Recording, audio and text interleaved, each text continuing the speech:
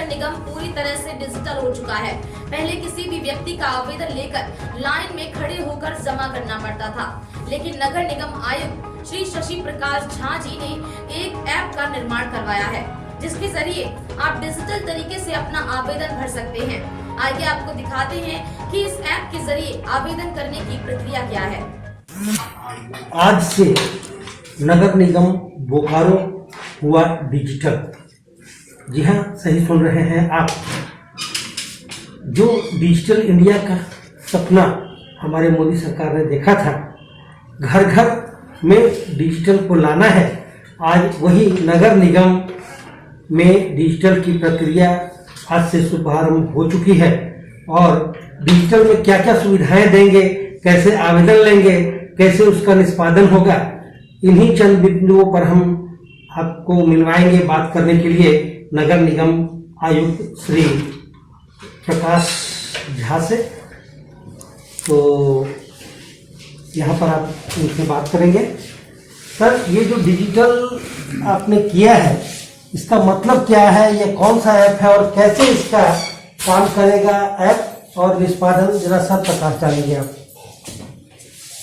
आज उपायुक्त महोदय द्वारा जिस ऐप का उद्घाटन यहाँ चास नगर निगम में किया गया है, उसके बारे में मैं इसकी पृष्ठभूमि में कुछ बताना चाहूँगा कि उपायुक्त महोदय ने आज से करीब 1 माह पहले मुझे कहा था कि ये जो शिकायतें लगातार नगर निगम की होती है, उनको ऐसे रजिस्टर करना है किसी ऐप के माध्यम से कि हमेशा ये पता चले कि कितनी शिकायतें आ रही है और कितना उसका निष्पादन हो रहा है। तो ऑलरेडी फोन से प्रतिदिन करीब 50 शिकायतें कहिए उसको, या उनकी समस्याएं कहिए, मेरे पास आती थी और उसको करने में परेशानी होती थी।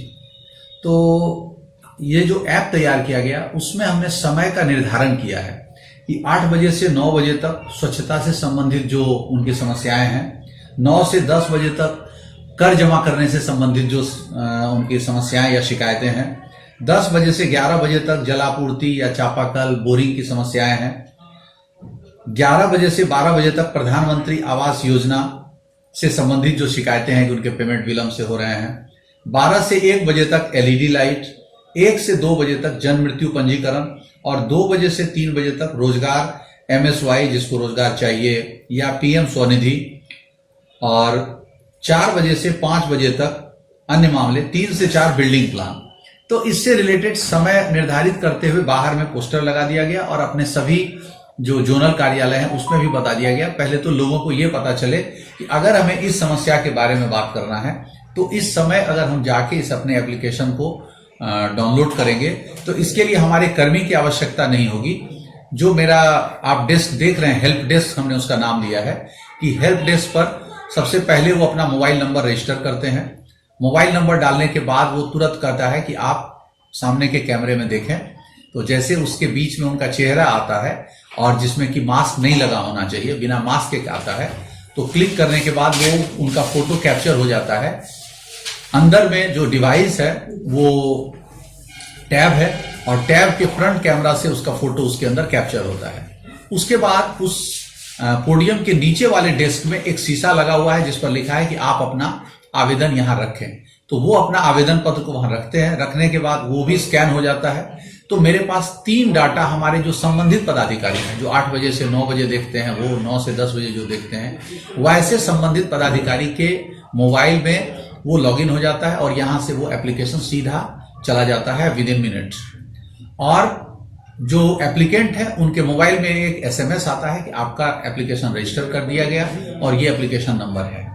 उसके बाद जिनके पास गया वो उसको रिजॉल्व करने का प्रयास 24 घंटे के अंदर करते हैं। अगर वो रिजॉल्व हो गया तो रिजॉल्व लिखते हैं, अगर उससे संबंधित कोई समस्याएं हैं तो वो हमको भेजते हैं। तो इस तरीके से जितना पेंडिंग बचा रहता है वो पेंडिंग दिखता है और जो रिजॉल्व होता है वो रिजॉल्व दिखता है। और हमारे पास 9 पदाधिकारी का एक चार्ट आता है और जिसमें हम किसी को भी क्लिक करते हैं तो उनके आज के कितने मामले हैं और आज का कितना डिस्पोजल है और आज तक के कितने मामले हैं और आज तक का कितना डिस्पोजल है, ये हमको दिखाई देता है। और पेंडिंग पर जैसे ही हम क्लिक करते हैं, उसको क्लिक करने के बाद उनके आईडी में जाने पर वो हमको पूरा कंप्लेन, उसका फोटोग्राफ, मोबाइल नंबर सारा दिखता है। तो हम चाहें तो उसको वेरीफाई भी कर सकते हैं और पेंडिंग पे हम अपने जो कर्मी हैं उनसे बात भी कर सकते हैं। एक सुझाव और दिया गया कि 15 दिन के बाद वो ऑटोमेटिक एक शोकॉज जनरेट हो जिसने उस काम को नहीं किया। अगर वो नहीं किया जाना था तो अपने वरीय पदाधिकारी को लिख के दे सकते हैं कि ये कमी है, और अदरवाइज उनका डिस्पोजल करना अनिवार्य है। तो इस तरीके से जो इसमें सुविधाएं हमें हुई, ये तो ये हुआ कि पहले जो पेपर आता था उसको हमारे एक स्टाफ लेते थे, मेरे डाक में और पेपर के साथ वो भी आ जाता था, फिर हम उसको किसी को मार्क करते थे, मार्क करने के बाद वो संबंधित सिटी मैनेजर को जाता था, फिर सिटी मैनेजर लेने के बाद उसको डिस्पोजल करते थे। उसके बाद भी मुझे ये नहीं पता चलता था कि उसमें से कितने डिस्पोजल हुए और कितने नहीं हुए। तो एक हमारे पास जो मॉनिटर डिस्क है उससे हम मॉनिटर करते हैं कि कितना कंप्लेन आया, किसने कितना रिजॉल्व किया। एक और सुझाव आज आया कि इस तरह प्रति सप्ताह या प्रति माह जो अच्छे कर्मी होते हैं उनको पुरस्कृत किया जाए, यानी रिवार्ड एंड पनिशमेंट सिस्टम, और जिनका डिस्पोजल अच्छा नहीं है उनको पनिशमेंट दिया जाए। ये प्रक्रिया लगातार जारी रहे और सभी कर्मियों के सीआर में से अंकित किया जाए कि कितने प्रतिशत इन्होंने इसका निष्पादन किया है।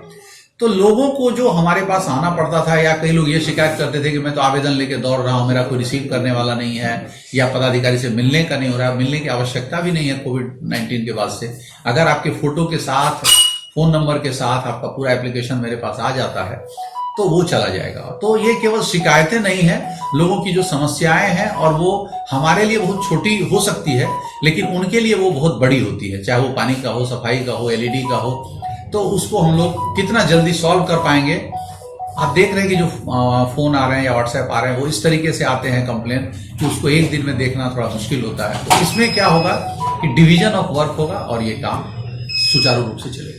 आपने कहा सर कि लोगों को आना पड़ता था, आना तो अब भी पड़ेंगे ना, सबको आएंगे यहाँ तभी तो वो स्कैन कराएंगे, आवेदन को देंगे। नहीं, ये हमने जो किया है अभी कार्यालय आने वाले के लिए ये प्रथम चरण है। मैं बता रहा हूं कि इसे तुरंत मैं सारे जोनल ऑफिस में दूंगा और बहुत जल्दी इसका ऐप को मैं सार्वजनिक करूंगा। अभी चूंकि इसका शुरुआती दौर है तो ये 1 महीने तक इस रूप में रहेगा। जब हम लोग इसको डिस्पोजल करना शुरू कर देंगे तो फिर इसे हम विभिन्न स्कूल में या विभिन्न राजनीतिक संगठन को या जो स्वयंसेवी संस्था है या जो हमारे जनप्रतिनिधि हैं सबके मोबाइल में उसको एक दिन डाउनलोड करेंगे और वो अपने पास से नियत समय पर वो उस कंप्लेन को कर सकेंगे।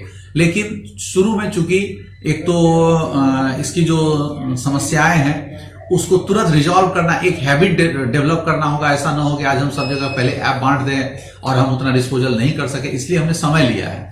1 महीने के अंदर हमारा पहले तो ये 5 जोनल कार्यालय में जाएगा ताकि उनको जोनल तक जाना पड़े, यानी हमारी जो 5 जोन है उसमें ये होगा। और ठीक उसके अगले महीने यानी 15 जनवरी के बाद हम लोग इसको ऐप डाउनलोड करना शुरू करेंगे। तब तक मेरे पास अधिक गाड़ियां होंगी, हमारे मतलब जो संसाधन है वो बढ़ेंगे। और इसके लिए पब्लिक को रिसीविंग वगैरह की भी सुविधा है क्या? हाँ, जैसे ही वो आवेदन रजिस्टर करते हैं उनके मोबाइल में आ जाता है कि आपका कंप्लेन नंबर इतना है, इतने तारीख को इतने बजे इस आवेदन को आपने दिया है, ये उसके मोबाइल में आ जाता है। अगली बार जब वो मोबाइल लेके आना पड़ेगा या उसका रिसीविंग पर्ची कुछ नहीं जैसे होगा। पेट्रोल पंपों पर होता है कि मैंने पेट्रोल लिया तो उसका एक पर्ची मिल जाती है, कोई आवेदन दिया तो नहीं, कोई पर्ची की हार्ड कॉपी की जरूरत ही नहीं है। उनका मोबाइल अगर उनके घर में है तो उनके घर में एक SMS चला जाएगा। मोबाइल वो कहीं भी रख सकते हैं, कोई भी मोबाइल डाल सकते हैं। हो सकता है कि वो अपना नहीं डाल के अपने पड़ोस वाले का डाले कि वो उसको देखे, बात करे कि क्यों नहीं हुआ। तो जो मोबाइल नंबर डालेंगे उस मोबाइल नंबर में उसका SMS चला जाएगा। सर लेकिन एक बात तो और भी आई समस्या कि बहुत से लोग अनपढ़ हैं जिनको कि मोबाइल तक ऑपरेट करना नहीं जानता है, वो माने नंबर 1 to 10 नहीं पढ़ पाते हैं और मैसेज आपका इंग्लिश में जाएगा या हिंदी में भी जाएगा, तो कैसे पढ़ेंगे वे? समस्याएं तो है। नहीं, देखिए ऐसा है कि अपने मोबाइल को दिखा के किसी को पूछ सकते हैं कि इस मोबाइल में क्या है। और दूसरी बात कि जब वो डाल रहे हैं तो हमने ये कहा कि उसका रजिस्ट्रेशन है, उनको तुरंत कॉल जाएगा और वो बात कर सकते हैं। और जहां तक इस हेल्प डेस्क के पास है तो अभी हमने ये व्यवस्था की है कि जो मेरे अभी क्या मैं आपकी सहायता, हेल्प डेस्क जो मेरा पहले से ऑफलाइन था उसके कर्मी को हमने कहा है कि अगर कोई भी आदमी ऐसा आता है जिसको किसमें कठिनाई हो रही है तो उसे 1 महीने तक बताया जाएगा। जी बहुत बहुत धन्यवाद सर जानकारी देने के लिए। तो आज से नगर निगम कार्यालय पूरी तरह से डिजिटल हो चुका है। हर एक तरह के आवेदन अब डिजिटल के माध्यम से लिए जाएंगे। कैमरामैन नरेंद्र कुमार मिश्रा के साथ सच्चिदानंद मिश्रा, पी न्यूज के लिए, जिला बोकारो से।